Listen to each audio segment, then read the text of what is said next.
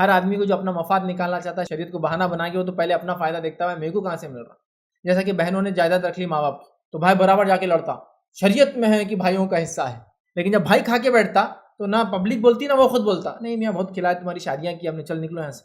جب کچھ نہیں ہوتا، جب قرآن حدیث نہیں، اپنا ہے فائدہ تو قرآن حدیث بتاؤ، اپنا نقصان ہو رہا تو ہم تو باپ کے طریقے پہ چل رہے، ابا نے کرے تھے اب جو کرے، ابا تو ابا ہے اب کیا کر سکتے، اب تو بیٹا نہیں کر سکتے ورنہ ٹھیک نہیں ہوگا. ابا سے محبت زیادہ ہے نا اللہ کے مقابلے نعوذ باللہ ہماری.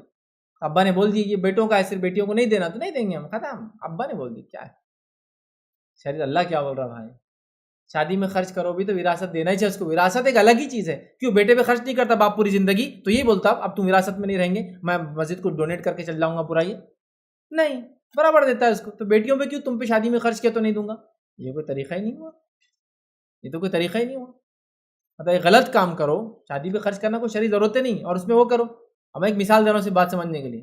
کسی نے آپ کو پکڑ لیا، پکڑ کے بول رہا آپ 100 روپے دو، 200 روپے دو تو یہ ہوں گا اور فائن تو لگنے والا. آپ بول رہے نہیں صاحب کچھ تو بھی ایڈجسٹ کر لو، 100 روپے میں کر لو، 50 روپے تم جیب میں ڈالو تو 50 تو بچ رہے نا.